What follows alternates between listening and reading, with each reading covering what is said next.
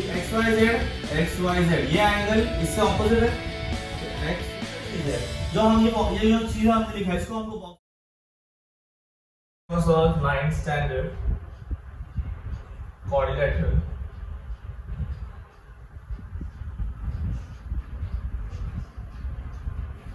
quadrilateral means four sides, so four sides figure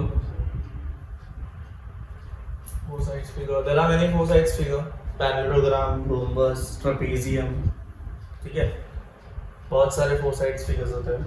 सो अभी उन four sides figures में से एक का नाम होता है पैरेललोग्राम।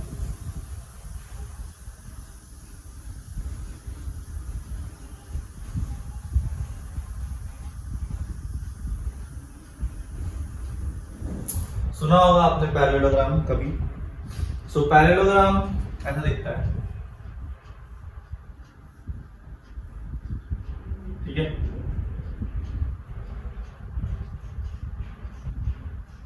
तो पैरेललोग्राम के ऑपोजिट साइड्स कॉन्ग्रुएंट होते हैं, मतलब सामने वाला साइड कॉन्ग्रुएंट होता है, ठीक है।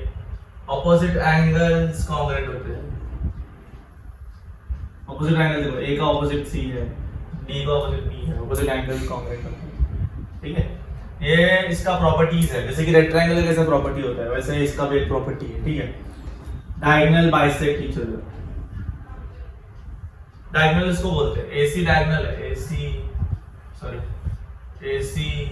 और बीडी, ये सारे डायगोनल, इन दोनों को डायगोनल बोलते हैं। बाइसेक्ट ईच अदर मतलब डिवाइड कर देते हैं। ये सपोज यहाँ पे इंटरसेक्ट कर रहे ओ पे, डिवाइड कर देते हैं इक्वल पार्ट्स में,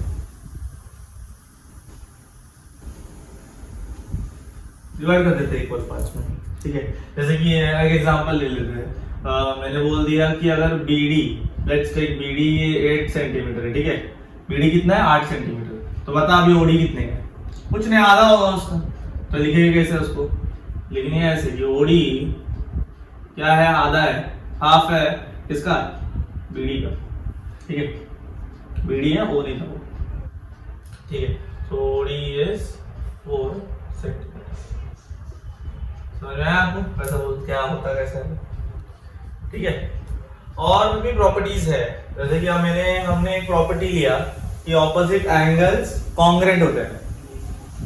सो एक और प्रॉपर्टी जिसको बोलते हैं एडजेसेंट एंगल सप्लीमेंट्री होते हैं। क्या होते हैं एडजेसेंट एंगल? एडजेसेंट एंगल क्या होते हैं? सप्लीमेंट्री।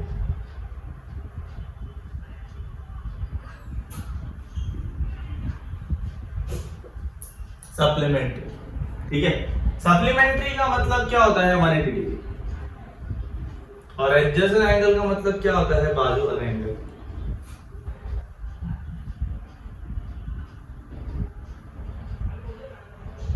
बाजू वाला होता है, ए का बाजू वाला बी है, आपका बाजू वाला कोई और है, वैसे ए का बाजू वाला डी है ना, तो उन दोनों के बाजू का वाले का एडिशन, मतलब दोनों का मिल एक दूसरे को ऐड करके 180 डिग्री बनता है, उसको बोलते हैं एडजेसेंट एंगल सप्लीमेंट्री। तो ये जितने भी प्रॉपर्टीज है पैरेललोग्राम के, उसको यूज करके हमको उनके सम सॉल्व करने हैं, ठीक है। चलो कोई सम लेते हैं फिर।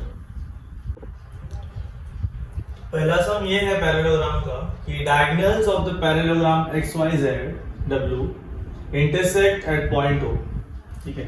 सो पहले पैरेललोग्राम बना लेते हैं। XYZ क्या बोला? इंटरसेक्ट एट पॉइंट O, क्या? डायगोनल्स। तो डायगोनल आपको पता है कैसे बनता है, ये आपके डायगोनल्स हो गए, ठीक है। तो ये इंटरसेक्ट कर रहे हैं यहाँ पे, इस पॉइंट का नाम है O, ठीक है। फिर क्या बोल रहे हैं वो कि XYZ इज 135 डिग्री। XYZ वाला आपको वहां पे XYZ, तो ये कितना है? 135, ठीक है। फिर क्या बोल रहे हैं वो? Then what is the measure of XWZ? देखते हैं पहले कहां पर है XWZ। देखो ये Y के ऑपोजिट पे है कि नहीं, तो आपको ये मिल जाएगा फिर डायरेक्टली। और एक देखते हैं YZW, देखो Y के बाजू में है कि नहीं, ये भी आपको मिल जाएगा, ठीक है। तो ढूंढते हैं, ढूंढने के एक तरीका है, जैसे कि फॉर्मेट होता है वो अपने को फॉलो करना पड़ता है। सो कुछ नहीं, सॉल्यूशन पहला सिस्टम आपको ये लिखना पड़ता है कि क्वाड्रिलेटरल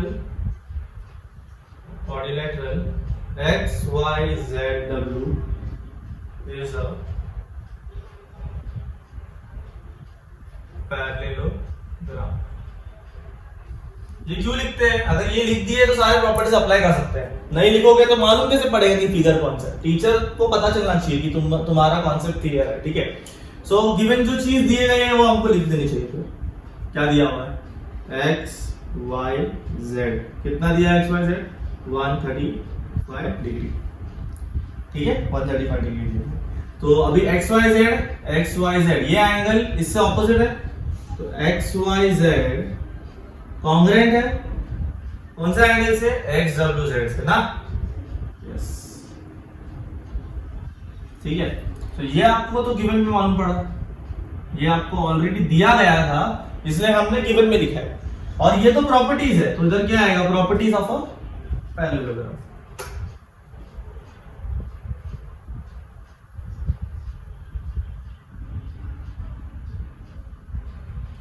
ठीक है, properties of the parallelogram.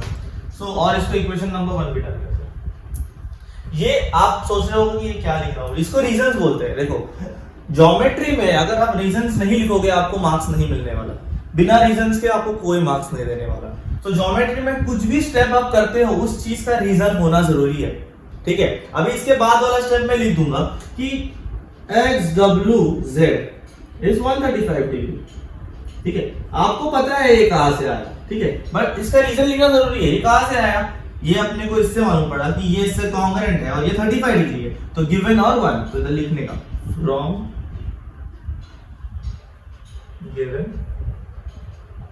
And from 1, ठीक है। आपको समझ में आ रही है मेरी बात, मैं क्या बोल रहा हूँ? सो अभी हमको एक एंगल मिल गया, अभी हमको दूसरा एंगल ढूंढना है। दूसरा एंगल देखो y से बाजू वाला है, तो हमको एक स्टेटमेंट लिखना है। क्या लिखना है उसके आगे? उसके लिखना है यहाँ पे कि adjacent angles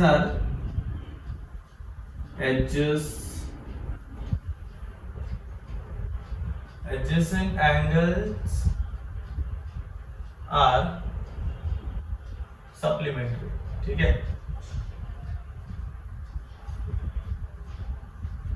सप्लीमेंट्री। इसका मतलब क्या हो गया? बाजू बाजू वाले एंगल्स 180 डिग्री के मिला के, ठीक है। तो लिखना पड़ता है कि angle X Y Z plus angle कौन सा है? वाई जेड डब्ल्यू, कितना हो गया? वो 180 बराबर। अभी एक्स वाई जेड अपने को पता है कितना कितना है, 135 degree plus Y Z W आपको पता नहीं है, वही तो आपको ढूंढना है ना, बस हो जाएगा माइनस हो जाएगा वो तो। सो 135 माइनस 1 सॉरी 180 माइनस 135 करोगे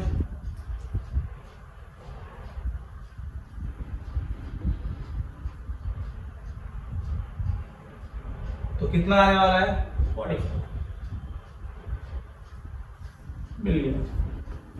दोनों चीज जो आपको ढूंढने थे दोनों चीज आपको मिल गए। अभी एंगल्स की बातें हो गई, ठीक है। अभी हम जाएंगे थोड़ा और आगे कि if OY is 5 centimetre. OY दिख रहा है आपको? देखो ये OY है, 5 सेंटीमीटर है। क्या बोल रहा है? WY ढूंढने के लिए। अभी आपको मैंने बताया था कि WY डायगोनल्स है। देखो WY डायगोनल है, XZ डायगोनल है, तो डायगोनल्स क्या करते हैं? बाइसेक्ट ईच अदर करते हैं, राइट। तो डायगोनल बाइसेक्ट ईच अदर करते हैं, तो एक दूसरे को हाफ ऑफ पार्ट में डिवाइड कर देते हैं ना। हाँ, सो जैसे कि ये OY डिवाइड हो गया है हाफ और ये हाफ, ठीक है। सो हम एक स्टेप लिख सकते हैं। क्या लिख सकते हैं? यहाँ पे देखो लिख सकते हैं कि length of OY is half of the length of WY। इसका स्टेटमेंट आएगा, क्या आएगा? क्या आएगा? Diagonals bisects each other. समझ में आया? लिखेंगे diagonals of the parallelogram bisect each other, ऐसा आएगा यहाँ पे, ठीक है। सो अभी OY का वैल्यू आपके पास ऑलरेडी है, जो कि क्या है? 5 है, राइट, हाफ है, और ये आपको पता नहीं है, ये आपको कहां से मिला? गिवन से। तो यहाँ पे आपको गिवन लिखना है।